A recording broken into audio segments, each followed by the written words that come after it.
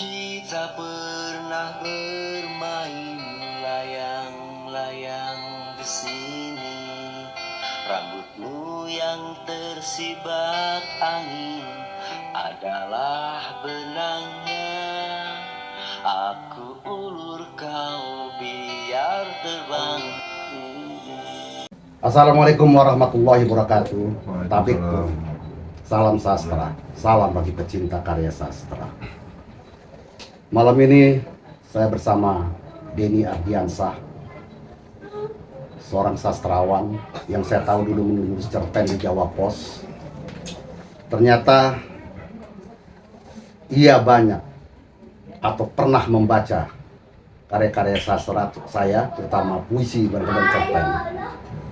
Kali ini saya ingin menggali sejauh mana pertemuan Denny Ardiansah terhadap cerpen dan puisi-puisi saya. Selamat menyaksikan. Malam Denny. Selamat malam Bang Nis. Saya ingin tanya, kapan sih pertemuan pertama terhadap karya saya gitu?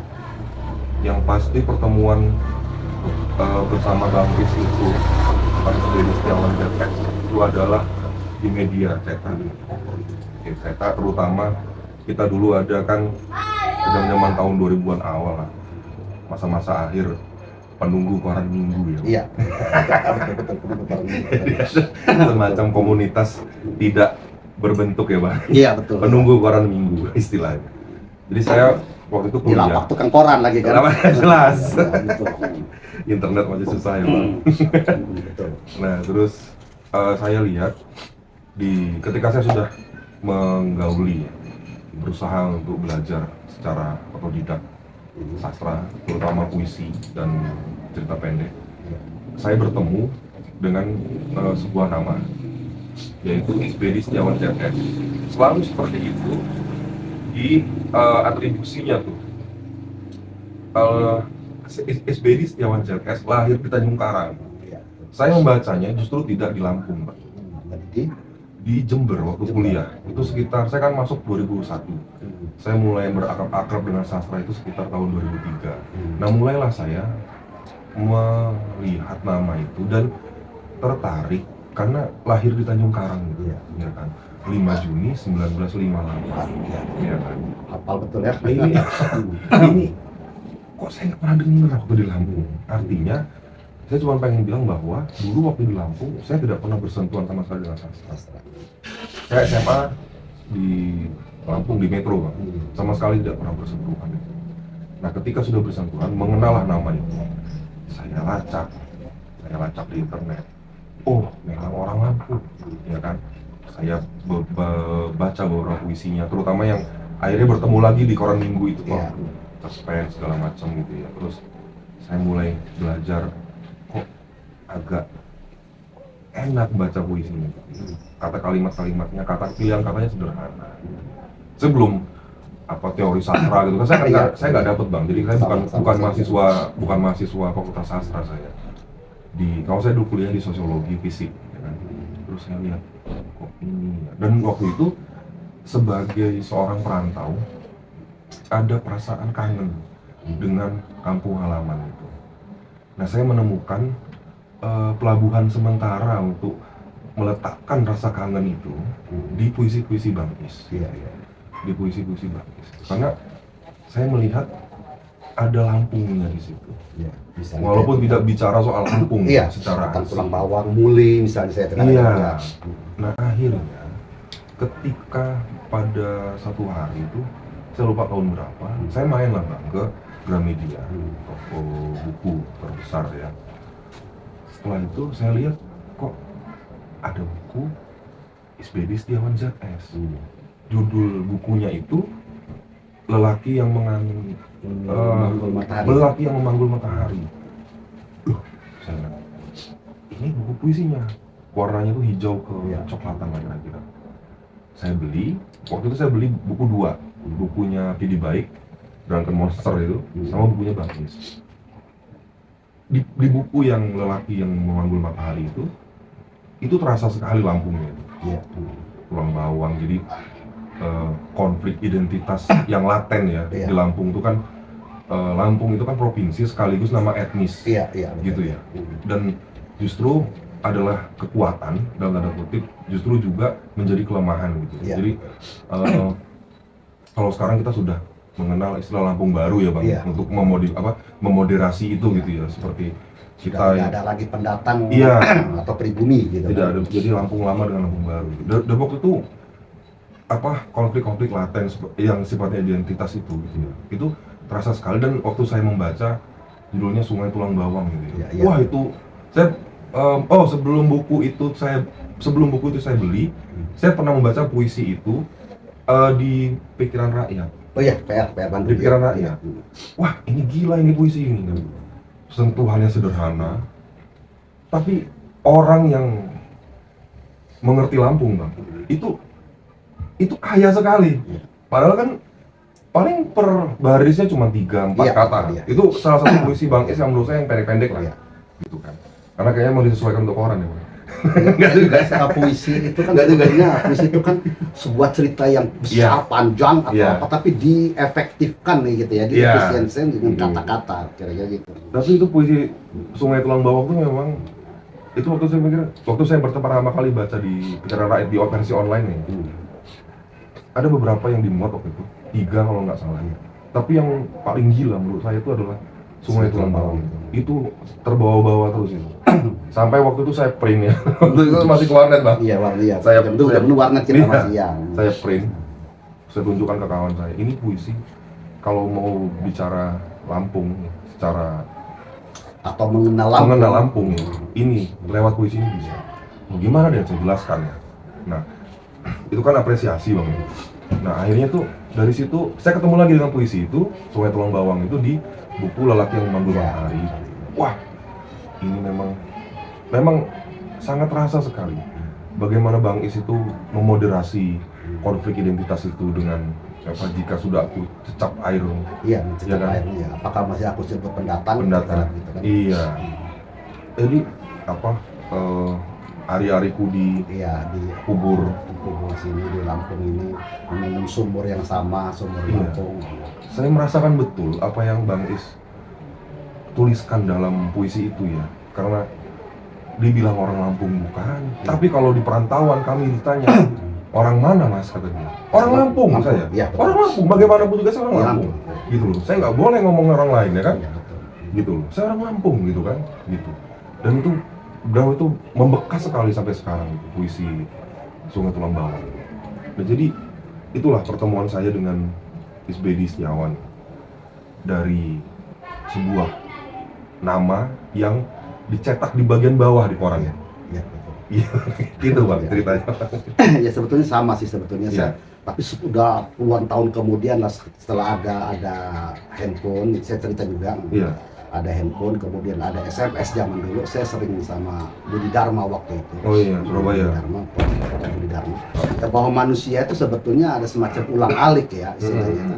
Ulang alik dari sana kemari gitu kan. Manusia itu manusia transformasi dalam budaya. Tapi itu kemudian saya dapat sebelum lahirnya puisi itu, baru saya menyadari. Atau kalau kata Nirwan Dewanto, dalam diri kita itu kan membawa kampung halaman begitu. Iya. Nah, kampung halaman saya bukan, walaupun saya orang Bengkulu, tapi saya nggak punya bukan kampung halaman saya Bengkulu, kampung halaman saya adalah Lampung. Iya. Nah, jadi wajar ketika kita melihat Lampung dari luar, kayak Denim dari puisi itu, ya terasa gitu dekat begitu kan. Gitu. Nah inilah sebetulnya aku pikir juga bahwa dari sastra kita bisa melihat, bisa membaca, bisa mengapresiasi suatu budaya, suatu kultur, ya kan? Iya. Nah ini yang sebetulnya yang tidak dipakai di zaman Orde Baru 34 tahun. Iya. Pembelajaran kebudayaan itu ketika semester pertama kan ya. Kuliah. Iya, Iya, kan betul kan. Padahal dari kecil sebetulnya nggak usah jauh-jauh kita belajar budaya Sumatera Barat, cukup kita baca punya A.A. Napis misalnya kan, misalnya gitu. Kalau Jawa kita lihat karya-karya orang Jawa gitu, kultur Jawa. Nah begitu juga kalau Lampung, ya kita lihat aja sastra-sastra yang ada di Lampung. Bisa kita lihat punya Arman, punya Ari Pahala misalnya kan, Erwin, Iswadi, ada kok bicara. Kayak puisi Tanjung Karangnya si Iswadi. Iya, kan, itu juga itu. Terang keren itu kan, Iya. kan, Itu menggugah sekali itu. Iya. Ya artinya ada sentuhan. Nah, sebuah puisi memang harus ada menjadi apa ya, menjadi tertanam sebetulnya dalam benak kita. Oh iya ini begitu. Saya kira itu Denny benar gitu menangkap itu ketika di luar. Iya kan merasa. Sebetulnya bukan itu aja saya bicara tentang Lampung. Muli juga saya bicara tentang Lampung kan, ada di Kota Cahaya. Yang kemudian diangkat sama si Ben Pasaribu almarhum, musikologi itu apa presiden, musik etnologi dia kan, dosen Unimed Medan, almarhum dia kan. Itu dia dari puisi saya di apa itu ditafsir, jadilah di musik sama dia. Pernah tampil di Taman Budaya. Iya. Jadi waktu saya menikah, istri saya sukunya Lampung. Oh iya. Kampungnya di Sukaraja Nuban. Jadi ketika menikah tuh kan awalnya mengasih tuh apa ya, kita pengen lah ada sesuatu yang semacam membawa apa, sesuatu yang kita bawa dalam undangan itu gitu ya, selain ayat-ayat Allah kan yang sering dikutip itu kan. Terus saya pengen ada cetak juga puisi Bang Is di situ yang soal Sungai Tulang Bawang itu. Cuman wah ini udah nggak muat lagi nih, space udah nggak ada lagi karena kan undangannya kan kecil gitu kan, apa namanya, space di dalam undangan itu, aduh saya sayang sekali gitu. Jadi waktu posting di Facebook gitu kan, foto nikahan, saya kutip, bukan saya kutip, saya masukkan ke dalam postingan itu karena itu sangat membekas sekali gitu loh, di hati saya itu sangat membekas sekali puisi itu. Bagaimana identitas itu diperjuangkan gitu ya, identitas itu diperjuangkan, identitas itu dimunculkan dan diperjuangkan gitu. Saya melihatnya seperti itu, kelebihan dari puisi. Terus saya melihat, kalau itu saya di Tanah Rantau ya, pertama kali membaca karyanya Bang Is ya, itu saya melihat puisi-puisi Bang Is itu ketika ada beberapa yang bicara soal pulang gitu ya, bicara soal pulang. Makanya waktu itu saya pikir jangan-jangan Bang Is ini awalnya adalah seorang perantau juga gitu kan. Saya juga nggak tahu kan, waktu itu nggak tahu ya Bang ya. Saya bukan perantau, saya benar-benar tulen penunggu rumah istilahnya. Penunggu rumah Lampung ini. Iya, rumah Lampung ini kira-kira begitu. Saya bukan perantau, nggak pernah sama sekali. Kecuali nggak sampai setahun di Jakarta itu kan. Pulang sini. Pulang ke sini itu aja. Saya kira juga emang pada akhirnya emang saya selalu memperjuangkan soal identitas. Kalau sekarang diributkan capres sekarang ini sudah bicara tentang identitas, nggak bisa lah, identitas itu penting kok bagi kita, saya pikir begitu kan.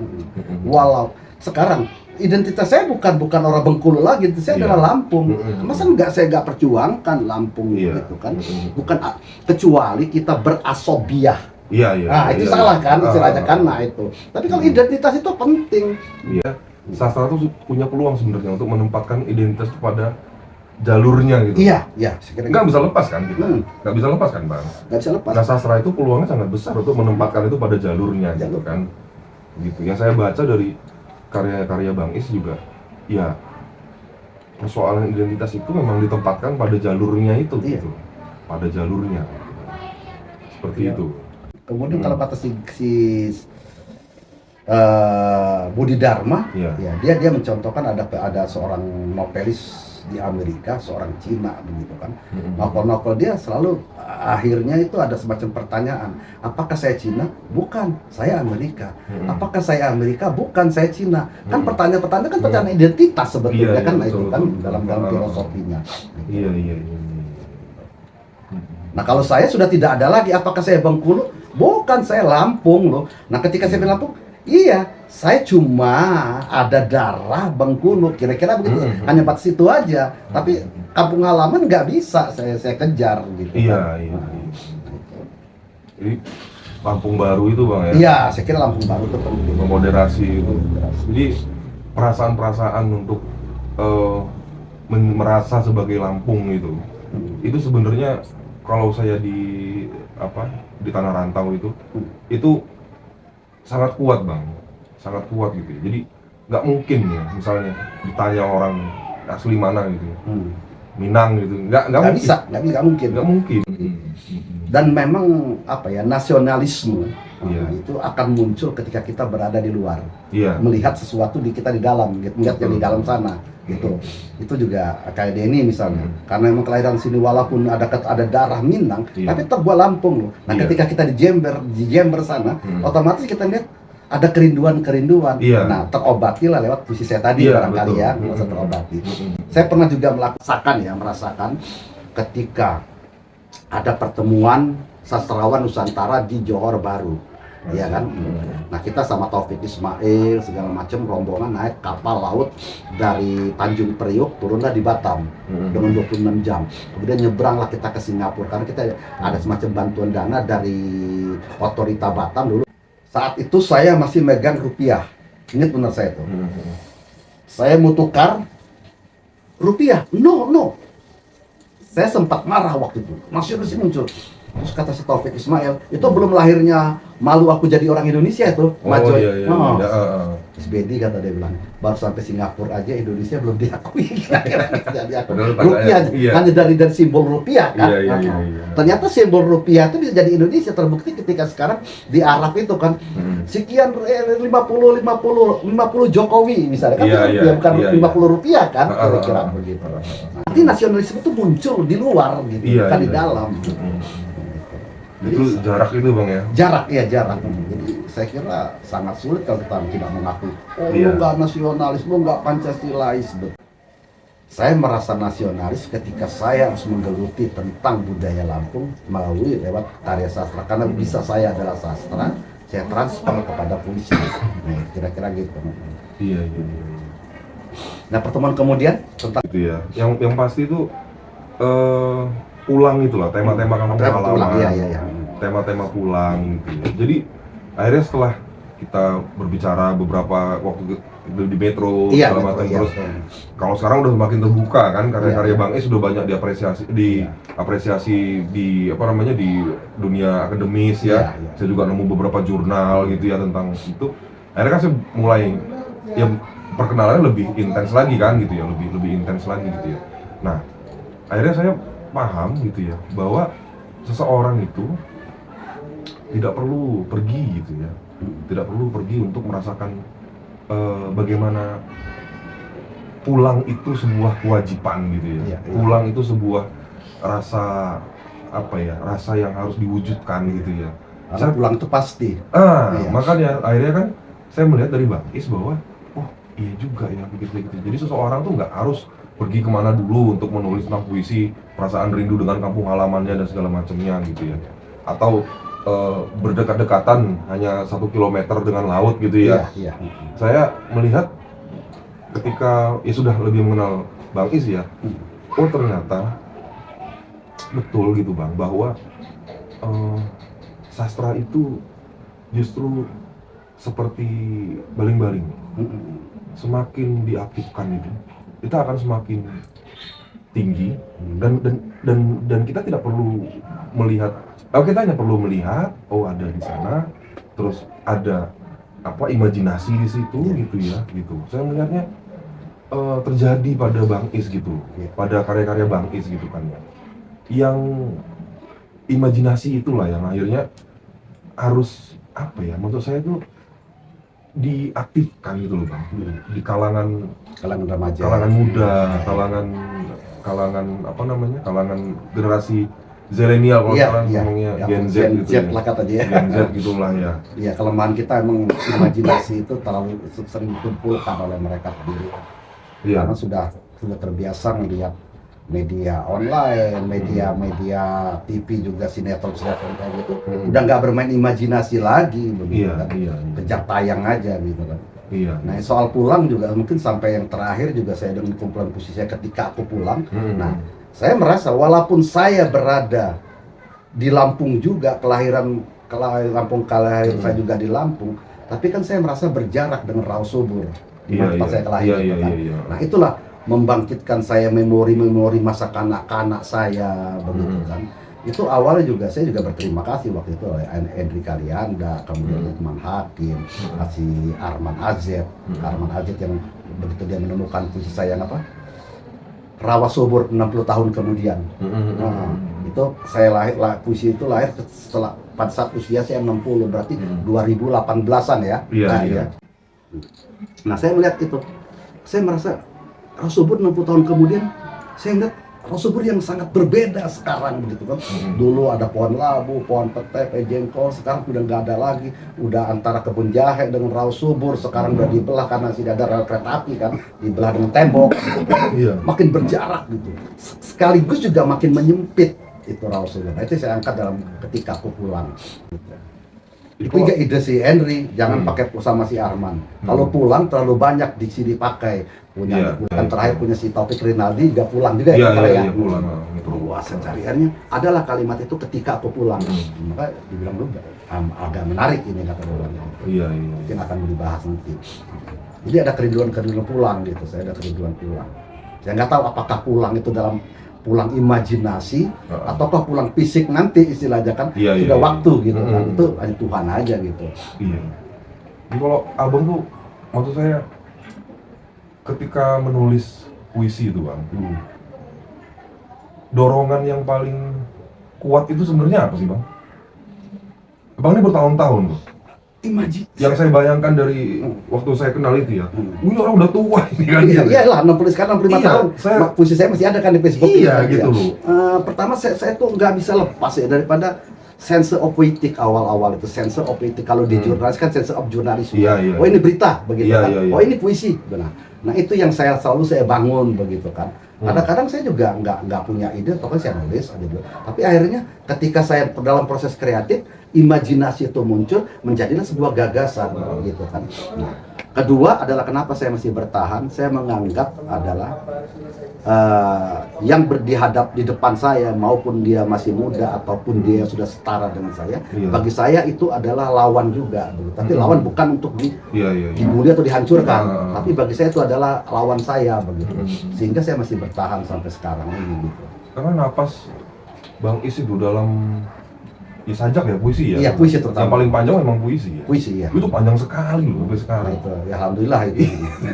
Kalau cerpen saya enggak, bahkan novel belum pernah. Maka walaupun cerpen-cerpen saya kalau kata menurut Maman Esmayana, kritikus kita itu Isbedi ini nggak sabar aja kata dia. Kalau sabar itu bisa jadi cerpen-cerpen jadi novel kata dia. Nggak sabar tuh betul saya bilang. Ada dua nggak sabar. Satu saya pengen saya selesaikan kemudian saya kirim. Tentu keduanya saya harus dapat honor secepatnya. Kalau novel kan lama gitu kan. Iya. Tapi asli bener bang. Saya tuh awalnya kenal nama Bang Isbedi itu. Saya kira Bang Isbedi itu secara suku ya. Itu Lampung loh etnis. Iya betul.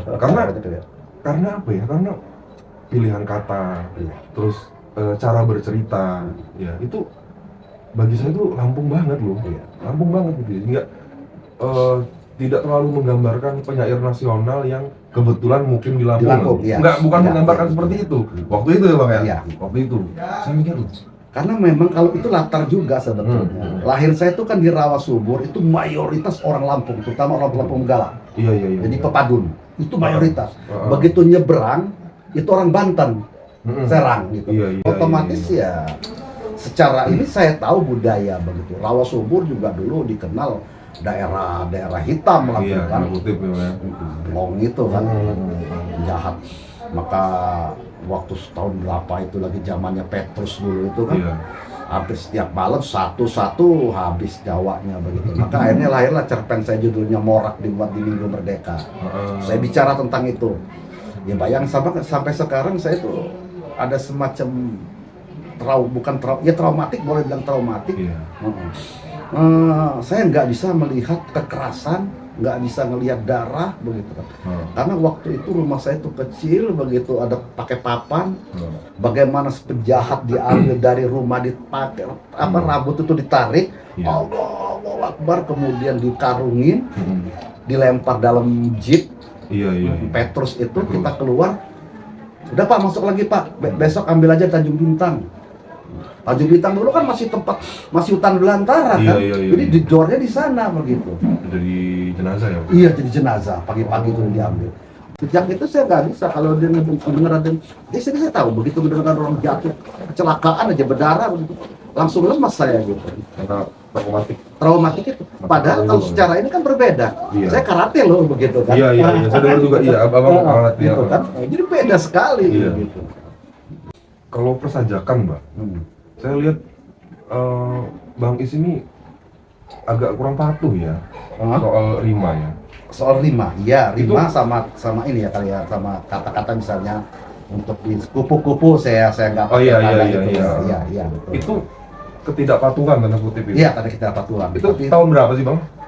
Oh iya betul itu. Karena saya melihat yang di buku yang saya pertama kali baca. 87 saya masih patuh. Masih patuh, gitu ya? kan. Jadi selebihnya udah nggak patuh lagi. Kupu-kupu saya jadi satu. Gitu. Iya. Karena yang di lelaki yang memanggul matahari itu saya lihat Masih patuh ya kalau salah ya? enggak sedikit Udah, sekali, sedikit sedikit. ya? Paling itu cuma ada 5 lah. Oh, iya. Itu pun baitnya ada yang dia patuh rima.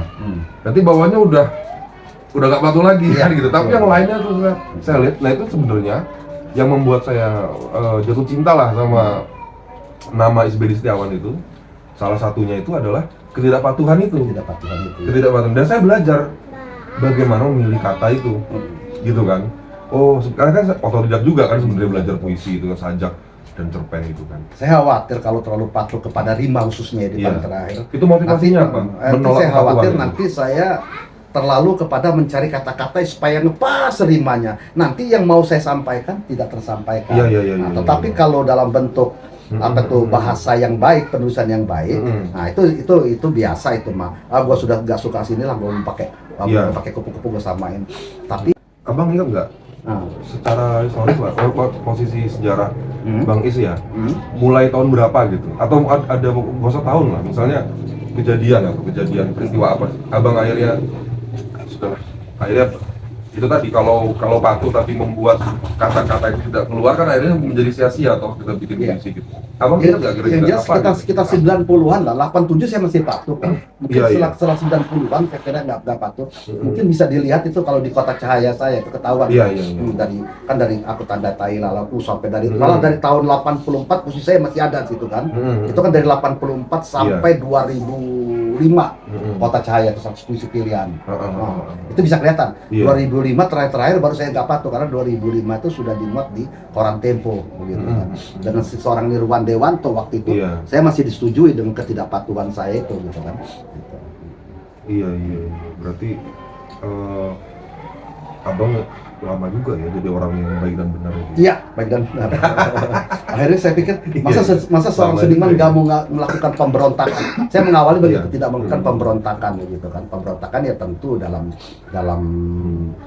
tetap kepada sebagai lisensi puitika tadi. Iya, kan. iya, Lisensi puitika tadi.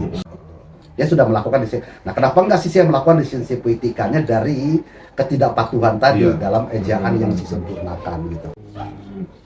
Jadi kalau saya juga akhirnya kan belajar puisi dari Bang Is ya kayak belajar puisi dari Bang Is gitu kan ya, membaca gitu kan. Terus saya melihat kalau pengaruh kamus itu ada nggak sih Bang? Karena saya waktu itu berpikirnya gini, ini orang pasti gawenya buka-buka kamus, milih-milih kata gitu ya. Oh, iya, Waktu iya, itu iya. saya mikirnya seperti itu. Saya punya buku kamus saya satu cuman Thesaurus itu punyanya Eko Endar Moko. Iya. Satu itu kan menarik itu kamus. Iya. Nah, beberapa saya ngambil dari situ. Itu sebetulnya dari sana aja. Kita nggak perlu ngambil kamus bahasa Indonesia lah. Eko Endar Moko tuh ada diksi-diksi yang sebetulnya yang sudah jarang langka dipakai Iya. orang, kita pakai misalnya kata tansah Iya. misalnya. Apalagi lah begitu. Gitu. Nah itu abang menggunakan kata-kata yang jarang itu ya. Menurut saya itu diukur nggak bang? Diukur dong, diukur. Iya karena waktu itu saya awal-awal ya mengenal karya Bang Is, misalnya ini orang kayaknya nggak ngukur, batin saya ya, ini orang ini kayaknya nggak ngukur gitu karena banyak sekali itu kan beberapa sajaknya itu saya lihat ada kata-kata yang saya nggak pernah dengar gitu kan. Iya. Ini kayaknya orang ini nggak ngukur, cuman kok pas juga pikir saya gitu kan, cuman dia berarti ini ya itu akhirnya kesimpulan saya, ini orang pasti kerjaannya buka-buka kamus aja ini. Iya. Tapi memang berat sebetulnya untuk mencari-cari gitu, apa sih istilahnya mencocologikan jatuhnya kan, ngomong kita bukan kamus lagi. Padahal kita sebuah puisi itu lahir kan dari apa yang kita katakan, kemudian baru kita editkan gitu kan. Iya. Saya kira itu juga itu dari kita atau Ya, Bang. udah azan sholat isya dan Denny juga harus balik ke metro. Selamat di jalan sampai tujuan. Terima kasih atas bincang-bincang kita. Mungkin kita bisa lanjutkan lain-lain lagi bicara tentang saya misalnya di luar kepenyairan Isbedi, di luar kepenyairan misalnya. Sebagai bukan Itu juga ide dari Denny. Nah, boleh, itu menarik itu sebetulnya. Bagaimana sih Isbedi sebagai kepala keluarga misalnya ya? Iya. Bagaimana Isbedi beradil dengan tetangga? Iya. Terima kasih kunjungannya Denny ya. Makasih banyak, Bang. Sama-sama sehat kita. Amin. Tahun berapa lah ya? 83. 83. Wah, anak saya yang pertama aja kelahiran 82. Ya, terima kasih. Wassalamualaikum warahmatullahi wabarakatuh. Waalaikumsalam warahmatullahi wabarakatuh.